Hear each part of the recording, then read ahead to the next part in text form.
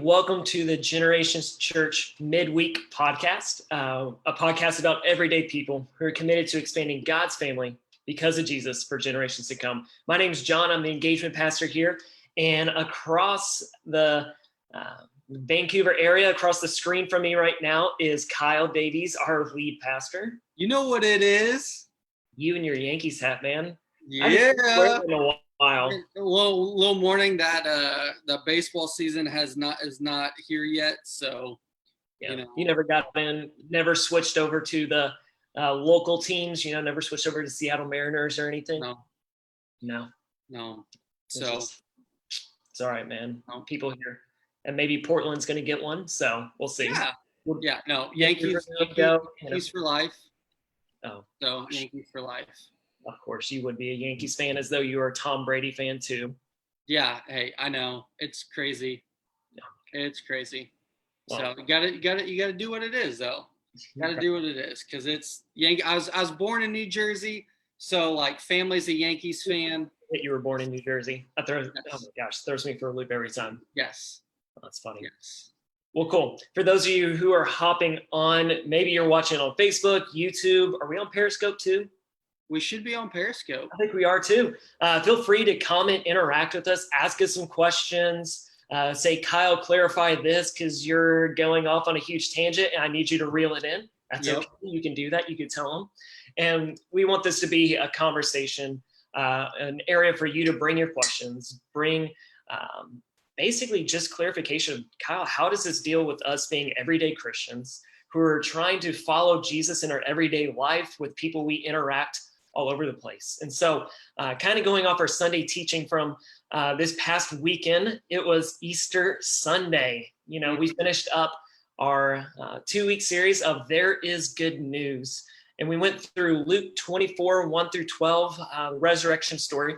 And this weekend, you brought about two concepts, this idea of escape and evidence. And you argue that we live in a world that wants tangible, verified facts, and that also wants to be able to distract ourselves or avoid the hardships of life. And then you connected these two concepts to the parallel anxiety of what we're dealing with right now, to the anxiety the believers had pre-Sunday 2,000 years ago as they saw Jesus go to the cross and die and be buried in a tomb.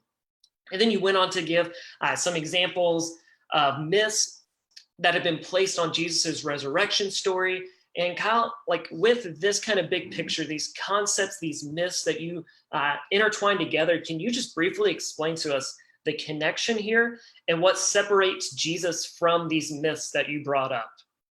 Yeah, man, I set the table for this discussion because I think sometimes when we get around Easter and as we get into Christian circles, one of the critiques and one of the challenges about Christians in this time is that they're not completely aware of the other stories out there about the potential of like the life, death, and resurrection of Jesus. They're not aware of the other myths that involve someone who basically had similar claims to Jesus and a Messiah and what that entails. So okay. Here's what I want to do is we're going to do a deep dive really quick into two myths about just Christ type figures. Yeah. And then we're going to critique them a little bit. And then we'll talk about some of the implications for our life and what that means for Jesus. So first myth that is out there that has similar narratives or storylines that of Jesus of Nazareth is Horus. So Horus is one of the oldest and most significant deities in ancient Egypt. He was worshipped heavily in the Greco-Roman period. And so here are some of the claims that parallel Jesus about Horus. So Horus was born of a virgin on December 25th. He was born in a manger. 3 kings followed a star in the east to his birth. He was a child teacher by the age of 12. He was baptized in the river by Anup, who was later beheaded. He had 12 disciples. He was a fisherman. He was crucified between 2 thieves, and he was raised from the dead after 3 days. Man, that sounds a lot like the story of Jesus. So here's the evaluation point. Was Horus's mother a virgin? So that's what we claim about Mary, the mother of Jesus. If we look at the story of Horus's conception and birth, we learn that his mother's name was Isis and his father's name was Osiris. So prior to Horus's conception, Osiris was in a fight with another god during which he was killed and chopped into several pieces. So in order to conceive Horus, Isis gathered up the pieces of Osiris's body and conceived Horus by hovering over the several phallus or whatever. And so to call this a parallel to the virgin birth and conception, just not there. That's a stretch.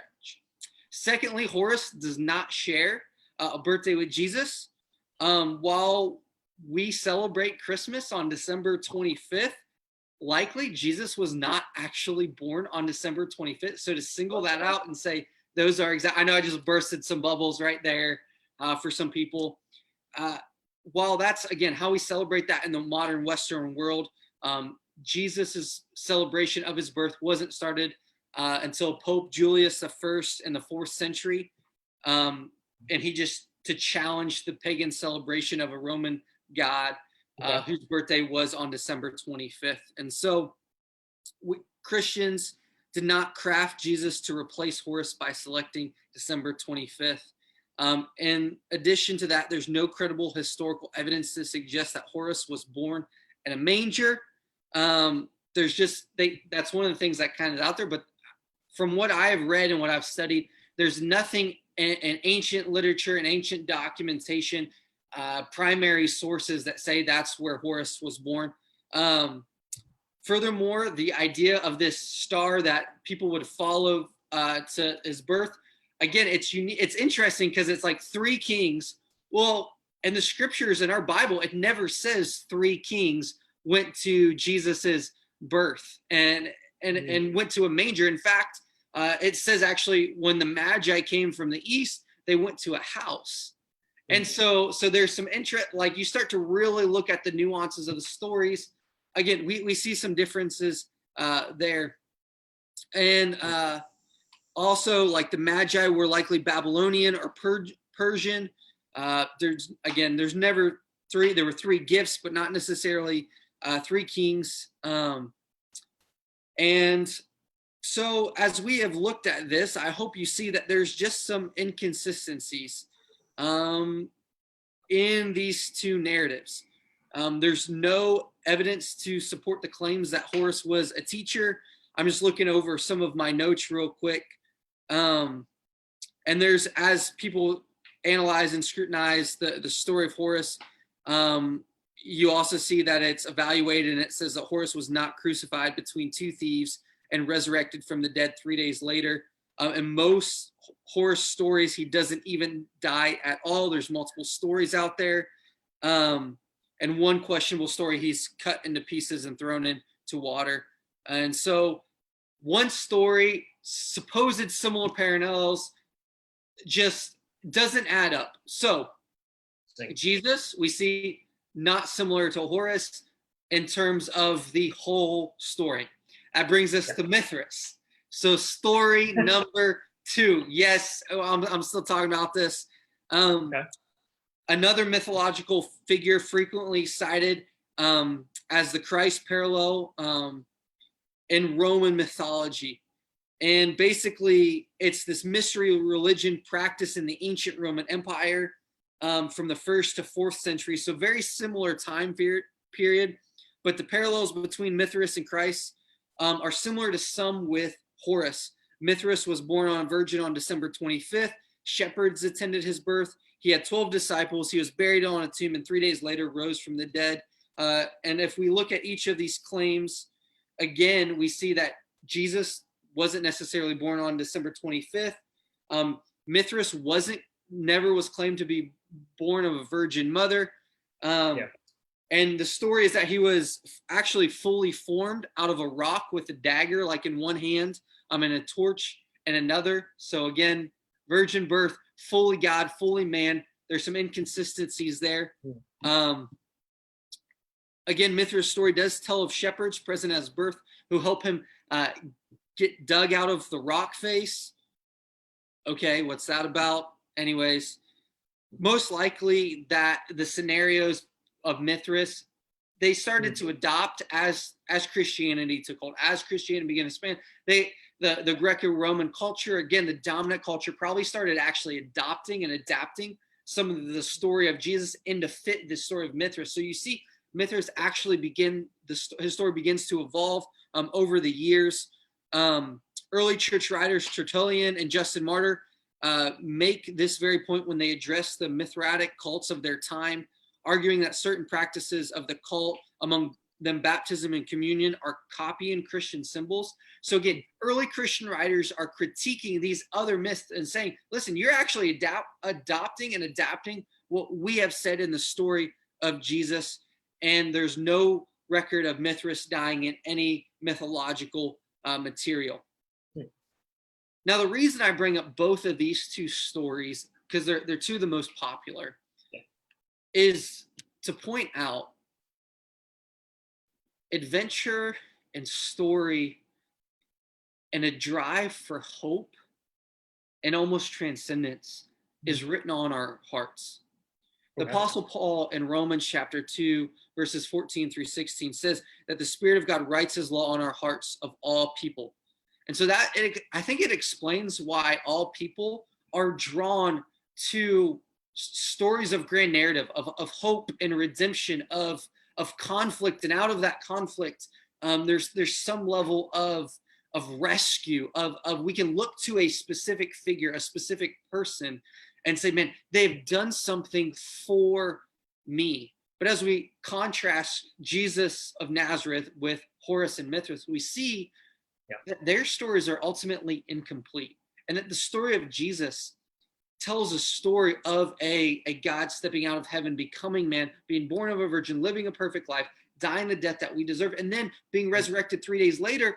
And many people, again, Paul later writes in 1 Corinthians that like 500 or so people saw the resurrected Jesus. And so what we hear in all this is that this cruciform and resurrection narrative is almost built into the way in which we're wired.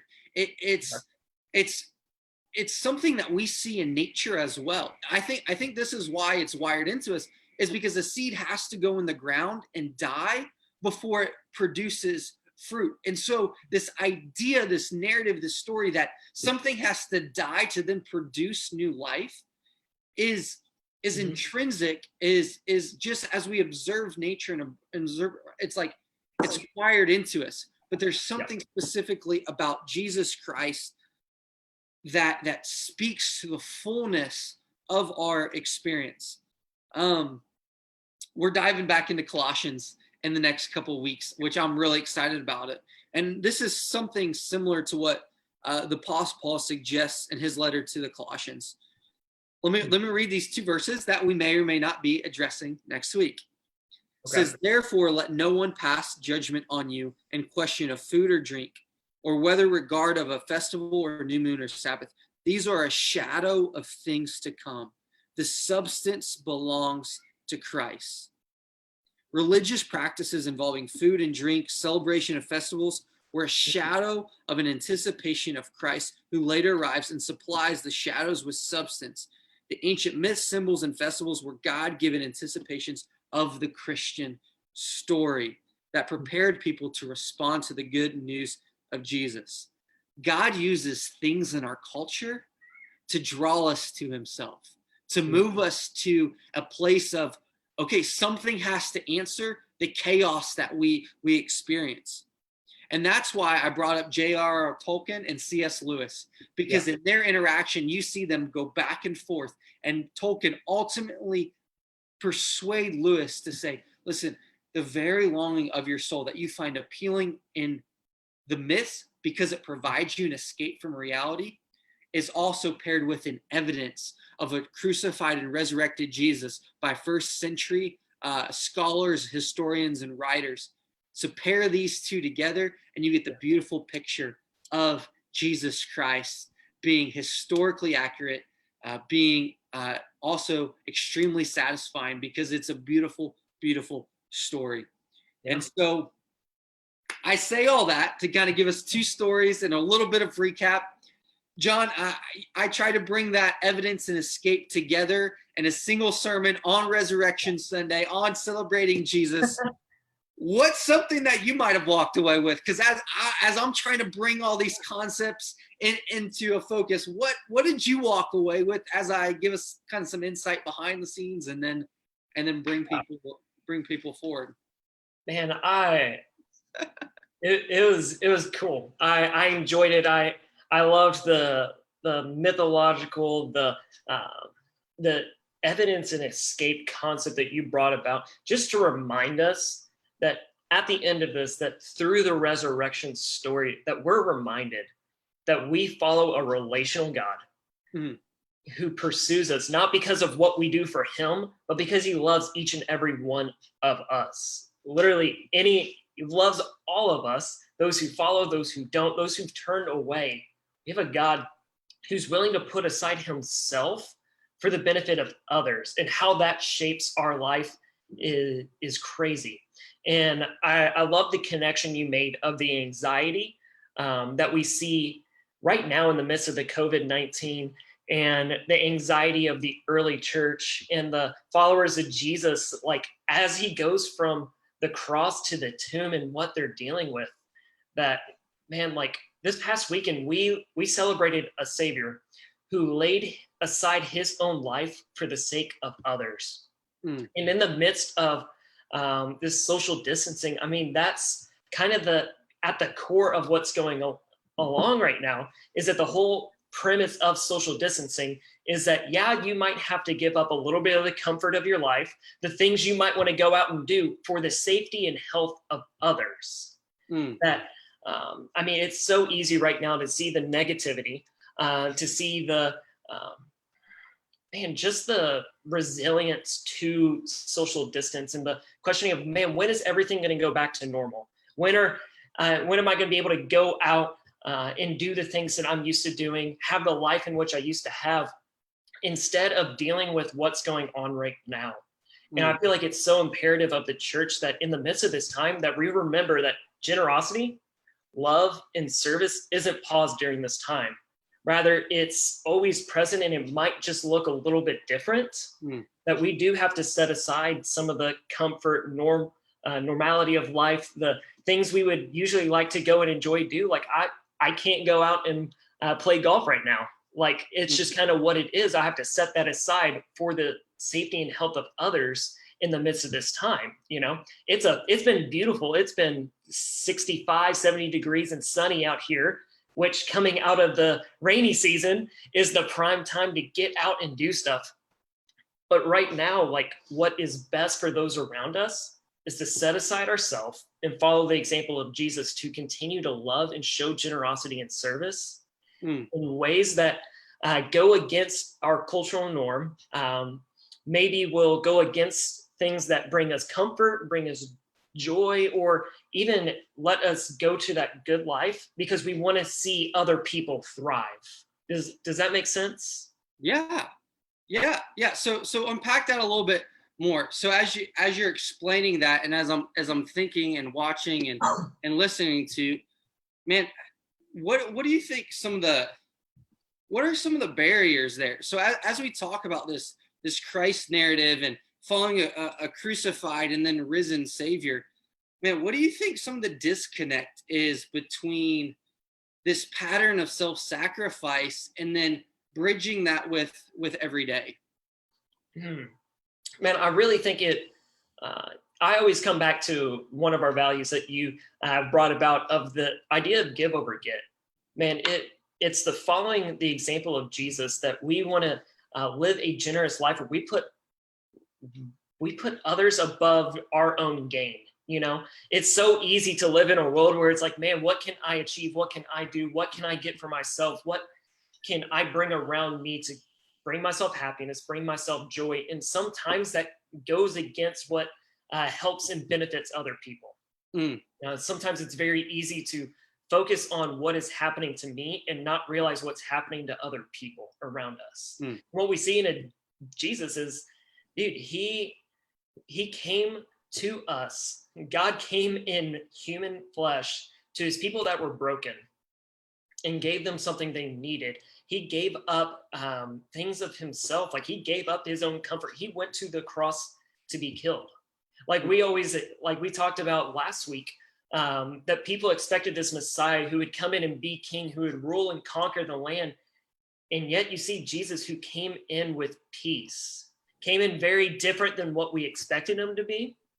And so often, like the way in which we encounter and engage the world sometimes is going to be different than what we expect it to be and what people around us truly need in the moment. And people in the midst of anxiety and nervousness, it might just mean that we have to put aside being able to go outside and do certain things, to go engage with people like we're used to. Because I mean, we're used to being able to go do whatever we want, get together and go to a restaurant, watch a game together. I mean, even gathering for Sunday services is so different now because it's all online. It's not even like you go to your friend's house to watch service. It's like, no, like stay in your house, in your living room with the family and the people that live in your household in the midst of social distancing, and still engage and connect with people online. And it's so different than what we're used to. We're used to a world in which we can go do what we want.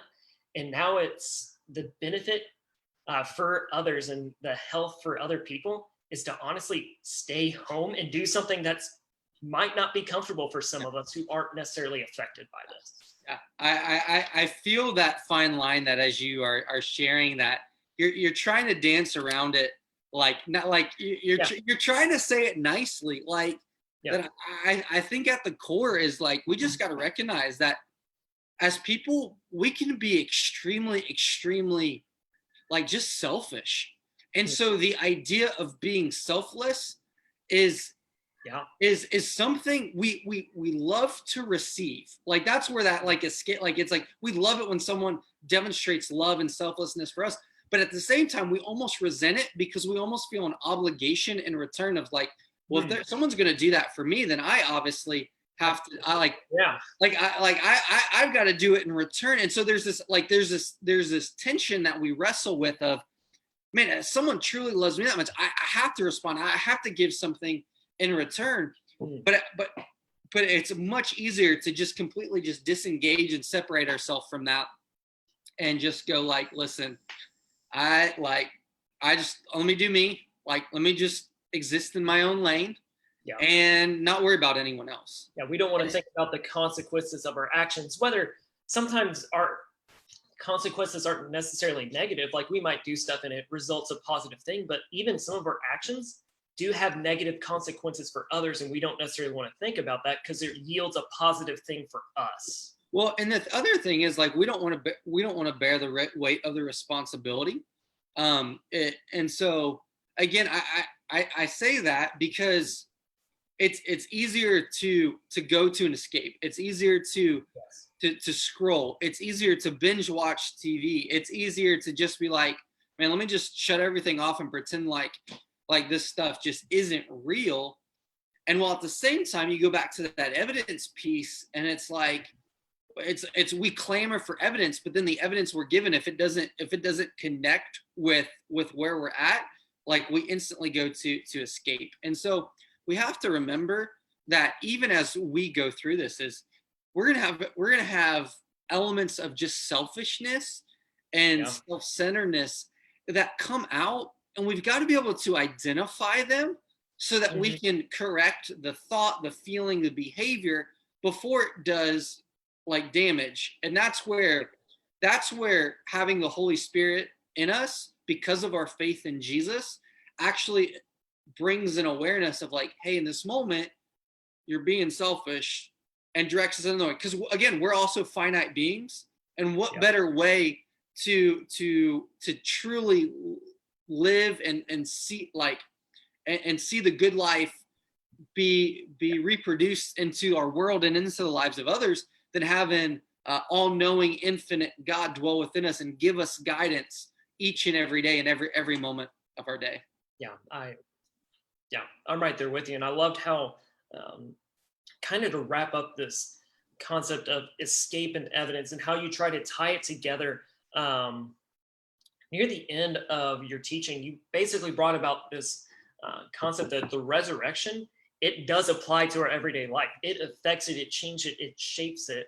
And so that's where I even want you to elaborate on that. Like, what are the tangible ways in which this affects how we live in response to the resurrection, Jesus rising from the grave, and what we celebrate this past Sunday in Easter? So here's the claim, and here's what I would say is why I went over and above to say, like, this is the truth of the matter, is if the resurrection didn't happen in a real time, in a real space, then Jesus's sacrifice didn't and doesn't do what Christians believe it did. That sin, death, and evil have been defeated. So if Jesus didn't really die and he didn't really rise and he really didn't live that perfect life before his death, then sin, death, and evil really aren't defeated. And it means that we have to be connected with God. It's like we have to earn it, or we have to achieve it, or there's a level of merit that we have to display in our world. And so when we understand that the early Christians believed this had happened and then passed on this faith to us, we're able to have certainty that the debt that is owed for wrongdoing has been paid. The shame that comes with wrongdoing has been erased. The power that it has over our lives has been conquered, and that evil will stand trial at the end of time and get its due. And we can have confidence that evil doesn't have the last say now. And so Jesus, we believe, he defeated the one thing that stands in the face of every human being, and that is death. Death is something that no Greek gods, no Greek mythology could reverse, no Roman gods, no Egyptian gods. It's something that they said was just a part of life and was never claimed to be reversed. And it is the Christian claim that through Jesus, death is actually not the end. Death is a doorway. And really, eternal life starts with faith in Jesus, and you just pass through that doorway into the next. And so when we reject this claim, we're rejecting God himself and what he has planned for your life. And so we have to actively follow him. And it moves us to things exactly like you said, give over get. It moves us to things like story over sin, where like we won't let someone's sin define who they are. We want to hear their story, and we want them to know that God has a story and a plan for their life, and that their past sin, their past fear, their past failure doesn't have the final say. That ultimately the story of God through Jesus, that's the final say. It allows us to take the perspective of progress over perfection. Like that we're not going to be perfect, and Jesus was perfect, so that we just want to continue to follow him and allow his perfection to live in us and grow in us and ultimately change us, which then leads to changing the world around us. And so, John, I can spout out some of our values in that way. But I know you've been going through some just additional classwork, and you've been studying a lot of like discipleship is the technical term, and like what that means. And I know as you've done a level of study, and I have too, but you've been studying this, but yet we're also going through this unique season and time within the church. With this COVID-19 stuff, man, how would you just define followership of Jesus in this cultural moment? Is there like an image that you think, man, I think this helps us navigate just life and followership of Jesus right now? And if anyone can hear, there's banging above me, which is my kids playing. And so if you hear a level of banging, you gotta love it. And quarantine, man, We're having fun, right? But that's life right now. That is life. Dude, I love it. Yeah, I think one of the central images that has really shaped my understanding and kind of thought process of this term discipleship is really like something that we probably use almost every day. Well, maybe not now staying at home, but used to use every day, is our maps. Like, I mean, think about it. You have Google Maps on your phone. Those of you who haven't downloaded the extra app and still use Apple Maps, maps, which isn't as good. I try to tell my wife that. She doesn't listen to me. It's all right. She'll get there someday. But I mean, think about it. So this term disciple, back in, biblical time when they're kind of around, the term is from the verb to learn. And so there's always this connotation that you're learning from someone, you're following under somebody who is either a master or a teacher, or you have a knowledge of somebody else. And so it's easy to, I feel like I always grew up with the connotation that disciple and Christian were synonymous. But even in this, it's interesting to see that there's moments in scripture where the term disciple is used for those who aren't committed believers even. You see in John chapter 6, after feeding the 5,000 people, that Jesus is talking to this crowd, and he's giving this tough challenge of following him, that he's the bread of life, that the Spirit is within him, and then like the connection between him and the Father. And he goes, some of you disciples aren't going to follow me. And it's literally says right after that, that John says that there's some disciples who were there that turned and walked away. That there were disciples who departed. And it's interesting to think that, maybe disciple doesn't mean a committed believer. And yet maybe it's more or less kind of like this. This is how I like to explain it. That you have Jesus on your GPS, that there is the ping mark of who Jesus is. We know who he is, what he's about. And especially in our American culture, it's a majority of us have heard of Christianity, have heard of who Jesus is. That might not be the case for some other cultures and everything, but especially where we are in our cultural moment, a majority of us have heard of Jesus. He's on our map. We have a place mark, but it doesn't mean that our directions and route are set on him. Our direction and route might be set on our own idea of what it means to achieve the good life. And that's where our drop point is, and we're routing ourselves towards there. And sometimes it might take us down some similar roads as what you would to go to Jesus. But at the end of the day, it doesn't lead you to the same destination. So we've talked about this before, is kind of the deconstruction and reconstruction, faith and everything, of how we're in the post-Christian culture. And so even think about some people around you who are non-Christians, see the value of serving, of loving one another, of caring for people. They like the idea of helping people who are in need. And so they'll go out and they'll serve and do things because they think it helps lead them to the good life of, yes, I'm helping other people, I'm being a good citizen. They're not doing it because of Jesus. They're doing it because they think that's what it takes to have a good life. And so they might be going a similar path in some areas, but in other areas, they're going to divert. They're going to turn and they're going to change. Is that resonating with you? Yeah, well, and I go back to even something I just had said a minute ago. It's like, it's almost, those things are good because it's the personal self attempting to overcome sin and death and its consequences in our world presently. And so what you see is people who are attempting to overcome that in this present life now with all of these good things, earn merit, earn some goodwill, because that's what you have to do.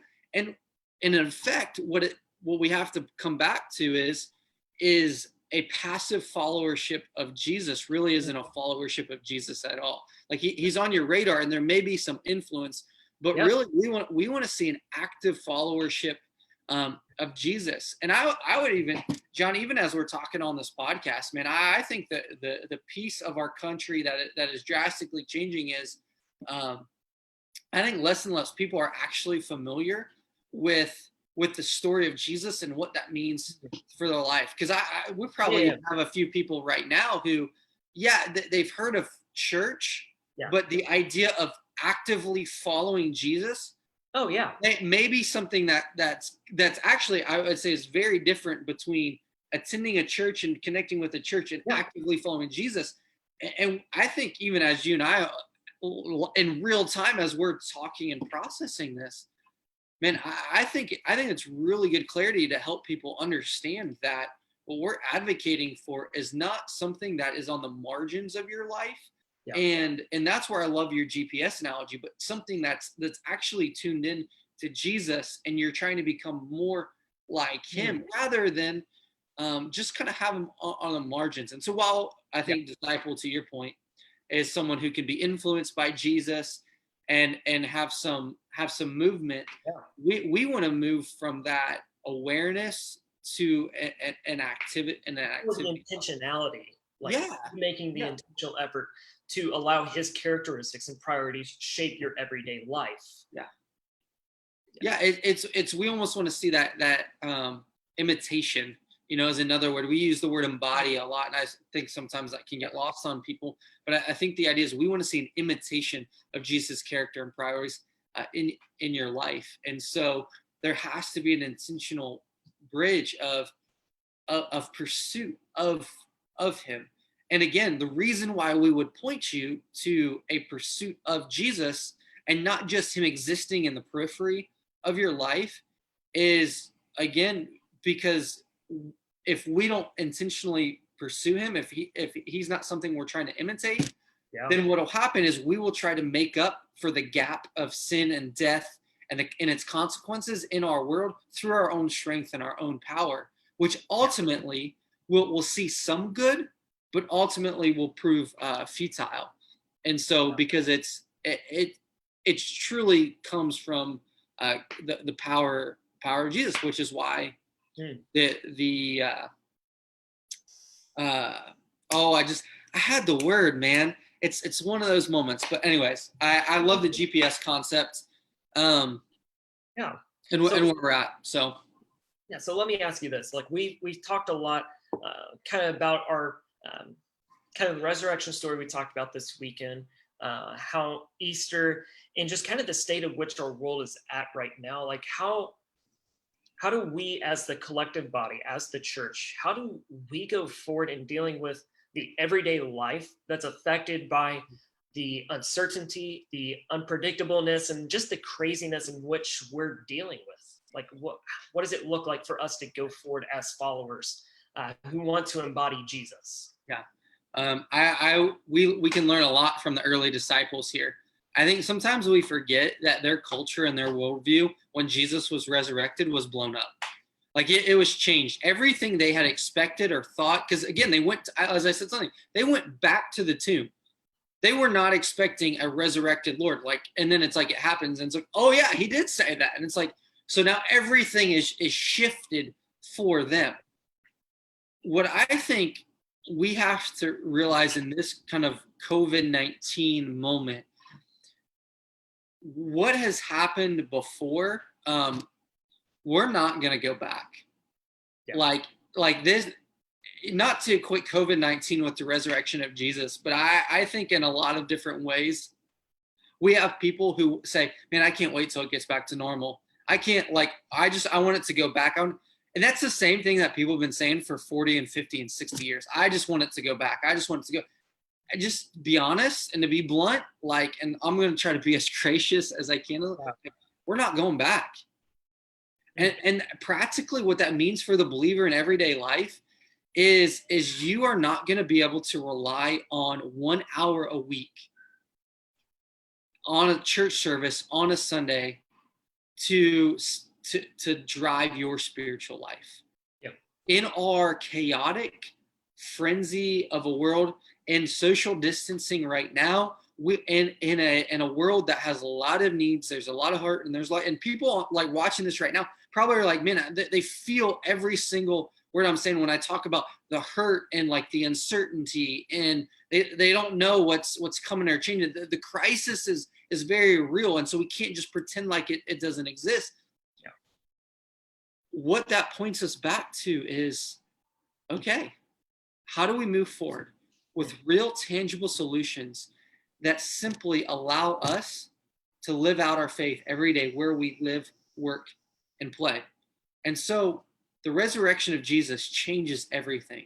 So very practically, Christians quit looking at going back. In the nicest way I can say, quit saying we got to stop saying I can't wait for it to go back to there is no what is normal anyways. Let's just a world steeped in sin and death and darkness and evil at times. Again, a lot of good things. I love what John Krasinski is doing with the good news, because there is good out there. There's a lot of good out there. But let's quit saying, oh, let's just go back, and let's start moving forward with the gospel, incarnating it, imitating Jesus, and being good news to other people. And when we start to do that, man, you want to talk about like a way forward. I mean, just imagine 6 months from now, what our culture would look like if believers continually to take their faith seriously, spend time with Jesus each and every day, and actually woke up and say, I'm at home. What in the world can I do to love my neighbor, to better follow Jesus, to better see a need, meet a need? What could our world look like in 6 months? And I throw that almost question out there to say, we have to start asking, Jesus, what do you want me to do? And in order to ask that question and get an actual answer, we've got to start taking our faith and seeing it manifest itself in our lives and actually engaging with Jesus each and every day. So back to an answer that I've said time and time again, man, if you're not opening up your word, the Bible each and every day, if you're not spending some time in prayer, if you're not, good discipline of listening to some Christian music, if you're not allowing your soul to be filled with that stuff, if you are a Christian, man, it's going to be very hard for you to be the presence of Jesus where you live, work, and play. And I just say, if you're non-believer, if you're someone who says, man, I'm not a follower of Jesus, and you're just kind of watching this, my thing to you is I keep exploring, keep engaging, and try some stuff. Take some steps, try some stuff. We're going to throw some stuff out here in the next couple of weeks. Try it and see what type of difference it makes in your life. So, John, here's the point where we get to each and every week is we say, hey, as we talk about this, we want to see it very practically, and we want to see some engagement. We want to see some action. So what's your I will statement for this week's teaching and from this week's conversation? Yeah, dude, I keep resonating with this, and just in the world of negativity, in the world of just lots of media conversations, social stuff that's going on that can honestly just be disheartening. I really think the biggest thing for myself is just to watch my verbiage, the way in which I talk, and the way in which I act around this whole idea of social distancing, to not add to the negativity, to not add to the complaining, but rather how can we see the positive? How can we see the hope and love of Jesus in the midst of this? And how can I verbally share that hope with others? I think my big thing is I will have a positive view and connotation towards the social distancing and how the church can engage during this time, to not fuel the fire, to rather just do what Jesus does and offer up hope, come in peace, and just love and care for others, rather than focusing on the negative, seeing the positive that can come out of it. I think that's my big thing right now. Okay. As we get into some of the resources we're going to be talking about in the coming weeks, that application, I'm gonna push for even more specificity going forward, because we again be very specific. So here's my I will statement, because I know you want to turn that question back around on me. I'm going to beat you to it. Here's my I will statement is I will embody the resurrected life with my kids. And I think just in the last couple of weeks, what's kind of hit me is that I have been a lot caught up in a lot of different areas, trying to do a lot of different things, and realizing that the number one influence right now on my kids, because they are home, is me, Ruth, kind of jointly. And so I think because of the stress and just the reality of the world, is I can have a tendency to get angry very quickly. And it's not necessarily about any one thing. It's just stressed, and then it's like over frustration. I mean, Xavier and I we were trying to do some schoolwork with him earlier today, and it's like, okay, I cannot figure out how to explain this to him, and I'm like, just follow my instructions. And I think just in that moment, I was just like, once again, like, man, like the hope of the resurrection means like I can be patient with him. I don't have to get mad. Like he's 5, going to be 6 here in a couple of weeks. Like it'll be okay. Like we're going to figure this out. This is not normal. And so what I would say is I looked at I will statement as I will embody the resurrected life is I will be more patient with my kids. Specifically, I will be patient with Xavier as we try to do math and reading together, and as if he gets discouraged or feels a level of despair, I will be there to be a positive encouragement to him, and just remember him and point him to Jesus in the midst of that. So that's what's cool is I realized today, it's like, man, in the midst of this, it's like, it's an opportunity to point him back to Jesus. Dude, and so, I love that. Yeah. So, I mean, if anyone has questions, as we continue to talk about these concepts, let us know what resources would be helpful for you to live out your faith every day where you live, work, and play. If you watch the replay of this and have questions, shoot us a message, send a comment. We would love to connect with you. Thanks for joining us on today's episode of the Generations Church podcast.